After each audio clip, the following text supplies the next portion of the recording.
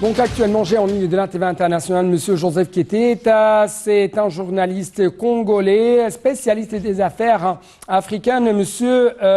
Keita, bonsoir et toujours vous êtes le bienvenu sur la TV internationale.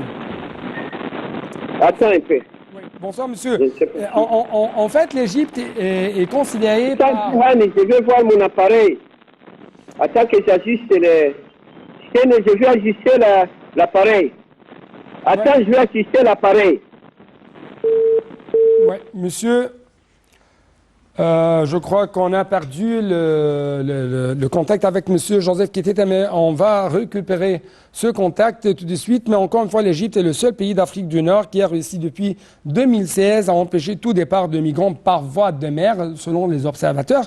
Elle joue en effet un rôle modèle dans la lutte contre les embarquements clandestins à destination de l'Europe. Donc, il y a beaucoup de moyens à mettre en place, beaucoup de mécanismes pour lutter contre de tels phénomènes. Monsieur Joseph Keita, vous êtes actuellement en ligne. Monsieur Joseph. Monsieur Joseph Keita. Oui. Oui, monsieur Joseph Keita. Donc, comment vous trouvez l'Égypte en tant qu'un modèle dans la lutte contre l'immigration clandestine, en tant qu'un modèle qui essaye de faire une sorte de coopération entre les pays africains et les pays européens pour arriver à un nouveau contrat ou un nouvel accord pour financer le développement au sein des pays africains, pour financer l'action climatique? Voilà.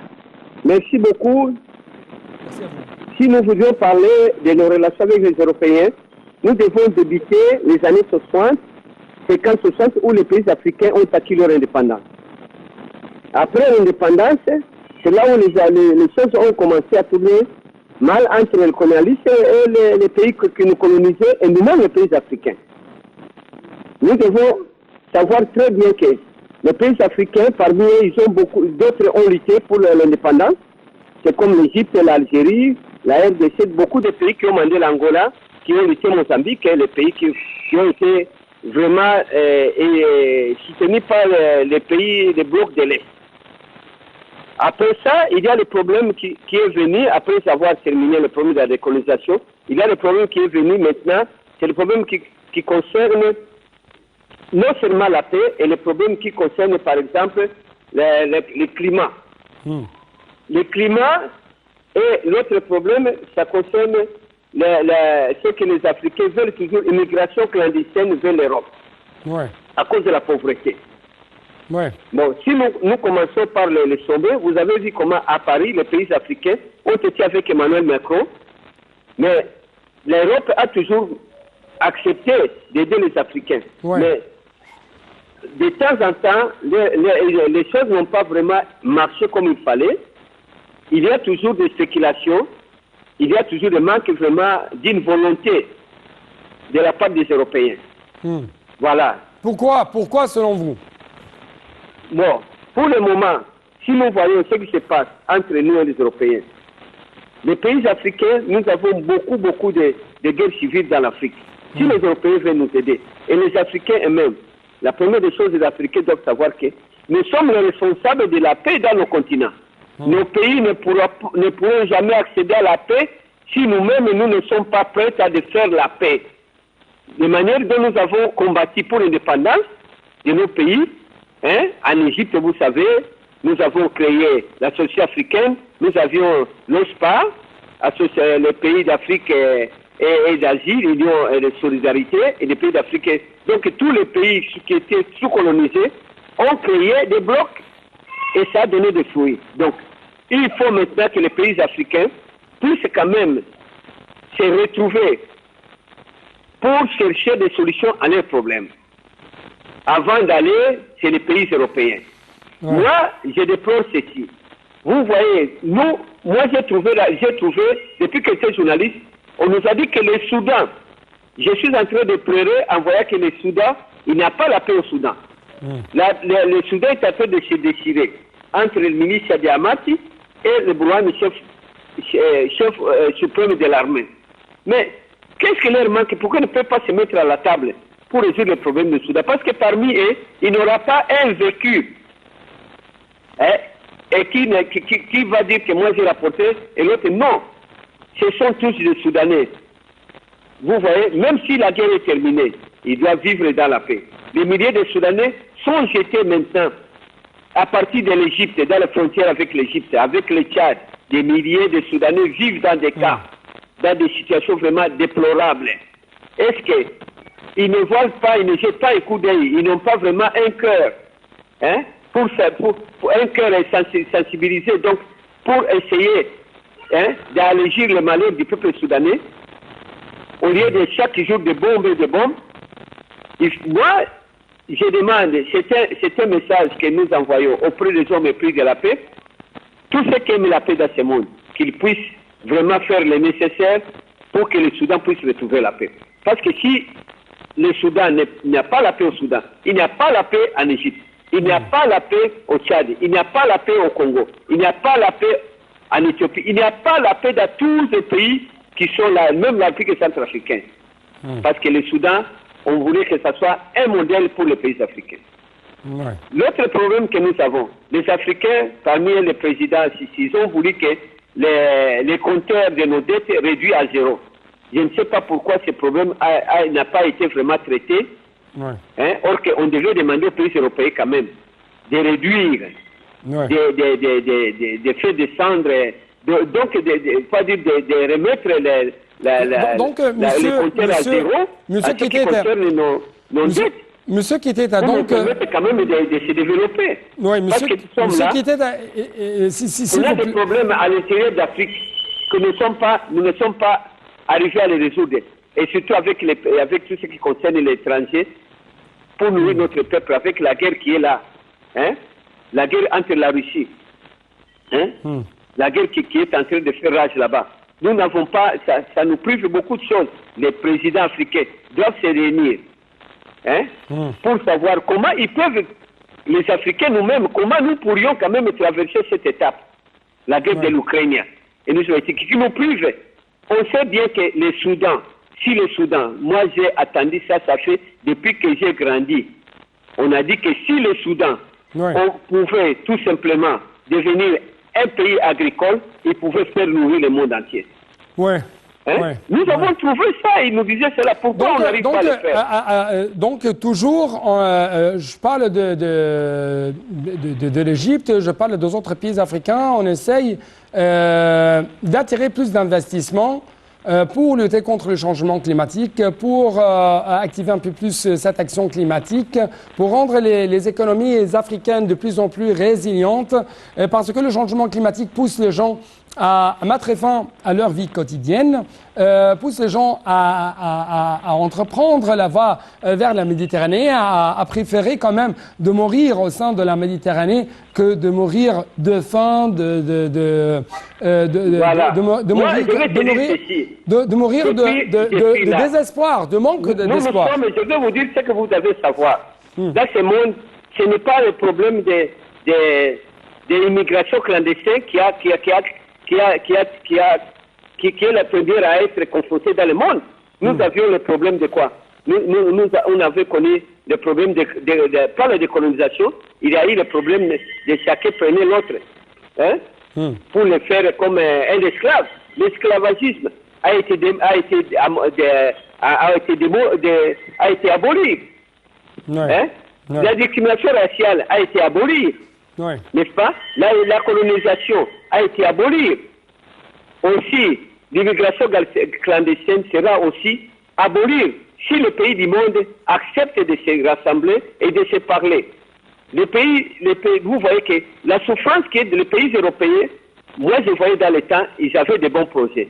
Aider les Africains, venez installer des industries en Afrique, donnez-nous les moyens de gagner chez nous. L'Africain n'aura pas le temps de traverser. C'est à cause des guerres que nous avons. Et de rembourser ou de compenser plutôt.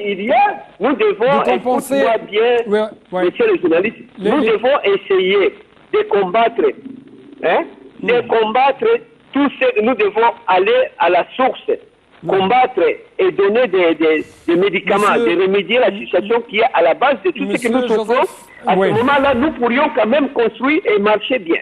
Oui, monsieur Si la Joseph maladie Kitete, là, n'est pas éradiquée, Ouais. c'est le monde, c'est comme le Covid. oui, monsieur Joseph Quand Kitete, le un Covid autre est venu, journaliste. le monde entier était uni, n'est-ce pas? Et on a traversé la Covid. Oui. Donc, Monsieur, avec la bonne volonté de discrimination, Monsieur le monde Joseph. entier peut vraiment donner une bonne Ouais, vie monsieur- à tout le monde. C'est ce que nous voudrions, ce que nous sommes Monsieur Joseph Kitete, je dois vous remercier infiniment pour de tels points de vue que vous venez de révéler. Malheureusement, je n'ai plus beaucoup de temps pour vous donner plus d'espace pour nous, donner plus d'explications en ce qui concerne cette crise de l'immigration clandestine. Justement, très rapidement, donc, merci. Très rapidement, nous devons passer à un autre reportage qui va jeter plus de lumière sur cet accord entre l'Égypte et l'Union européenne pour renforcer la sécurité alimentaire.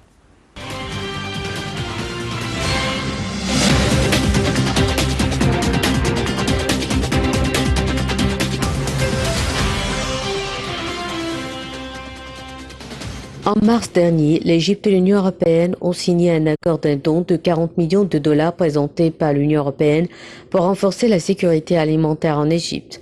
Et grâce à cet accord, l'Agence italienne pour la coopération au développement coopérera avec le ministère de l'Agriculture pour soutenir la production de blé et de céréales en améliorant l'accès aux semences approuvées dans le but de mettre en œuvre des activités liées au machinisme agricole afin de produire des céréales et des semences améliorées. En coopération avec le ministère de l'Approvisionnement, l'accord permettra la construction de silos et l'achèvement du système d'information pour contrôler la circulation du blé en Égypte. Cela s'inscrit dans le cadre du programme de soutien de l'Union européenne à la sécurité alimentaire dans le pays, financé par un don de 100 millions d'euros. L'accord signé avec l'Union européenne et l'agence italienne intervient dans le cadre des efforts de l'État égyptien de la coopération au développement avec les partenaires de développement multilatéraux et bilatéraux pour faire face aux défis liés à la sécurité alimentaire résultant de la guerre russo-ukrainienne. Cet accord vise à renforcer les efforts dans le domaine de la production et du stockage des céréales, à stimuler la résilience climatique et à augmenter les capacités de stockage, a déclaré la ministre de la Coopération internationale, Rania Al-Mashot. Elle a rappelé les actions entreprises par le ministère de la Coopération internationale depuis le début de la guerre russo-ukrainienne face aux défis provoqués par cette crise, comme la signature de plusieurs accords de partenariat pour soutenir les efforts dans la sécurité alimentaire, le projet urgent de soutien à la sécurité alimentaire d'une valeur de 500 millions de dollars présenté par la Banque mondiale et le programme de soutien à la sécurité alimentaire et à la résilience d'une valeur de 271 millions de dollars signé avec la Banque africaine de développement.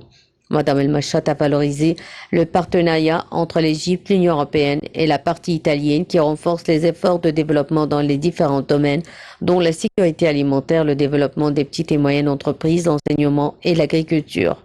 Au cours de 8 dernières années, l'État égyptien a pris de nombreuses mesures pour assurer la sécurité alimentaire égyptienne grâce à la bonification des terres et aux cultures stratégiques, a rappelé la ministre, expliquant que la guerre russo-ukrainienne a eu un impact sur les prix des produits à l'échelle mondiale, le coût élevé du transport et la hausse des prix de l'énergie, ce qui nécessite des efforts internationaux concertés pour assurer la sécurité alimentaire.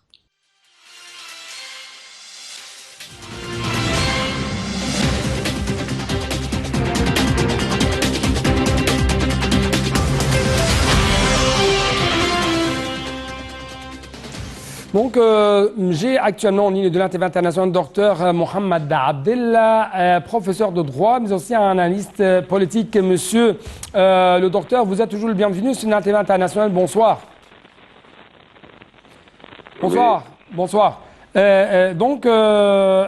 Monsieur Mohamed Abdellah, en décembre 2017, l'Égypte et l'Union européenne lançaient la première session du dialogue égypto-européen sur la migration illégale. Donc, comment vous avez vu les efforts et la vision de l'Égypte vis-à-vis de ce dossier? Ce dossier demeure existant toujours, et au contraire, il prend des dimensions plus dangereuses et plus graves dans d'autres pays. Mais l'Égypte, dès le début, a sonné l'alarme là-dessus. Et on a essayé, on a fait tout le possible, c'était d'éviter cette migration illégale à travers le Sinaï. Ouais. bien sûr. Donc, ça a toujours été une priorité pour nous. Et surtout que sinon ça deviendrait un flot qui va envahir l'Europe. Oui, oui. Donc, en fait, l'Égypte a promulgué une loi qui criminalise, cette immigration clandestine, qui criminalise le trafic humain. Comment vous avez vu l'importance de ça et l'application de ça dans le cadre des efforts égyptiens pour lutter contre ce phénomène? Je crois, écoutez, que l'application, en fait, je crois que l'Égypte a essayé, à travers tous les moyens, à ce que la mise en application de cette loi prend en considération le facteur humain. C'est-à-dire qu'on voit des exemples actuellement dans des pays voisins où le facteur humain n'existe pas, n'est pas pris en considération. Ouais. Ça, c'est un débat de l'homme. Et puis au moins, à cause d'un pays qui a une histoire qui date à 7000 ans, doit savoir comment agir d'une manière qui protège ses intérêts, les intérêts de nos alliés, mais en même temps d'agir d'une manière civilisée. Oui. Les violences tribales, le terrorisme, la pauvreté, le manque de développement, le manque des espoirs, notamment au niveau des jeunes, également le changement climatique, beaucoup des raisons qui poussent les jeunes notamment à l'immigration clandestine. Donc, est-ce que vous trouvez que actuellement il y a une sorte de restructuration de cette politique entre les Européens et les Africains en ce qui concerne à ce dossier, la lutte contre l'immigration clandestine? Bon, je crois que, si vous voulez, il faut que le côté européen voit ça sous un autre angle. Car l'angle d'essayer d'aider au maximum le développement économique dans ces pays pour essayer d'éviter cette migration. Parce que si un jeune trouve du travail dans son pays, etc., je ne crois pas qu'il sera enfin très enthousiasmé d'immigrer, surtout d'une manière illégale, en prenant tous ces risques. Mais ça, c'est des risques de désespérés. C'est des gens qui sont des désespérés, qui prennent plus de risques. Oui, docteur Mohamed Abdellah, merci beaucoup pour votre éclaircissement. Et justement, nous touchons presque la fin de cette édition. C'est pourquoi j'aimerais vous proposer tout de suite un reportage sur l'Égypte et l'Union européenne qui intensifient leur coopération sur le climat, l'énergie et transition écologique.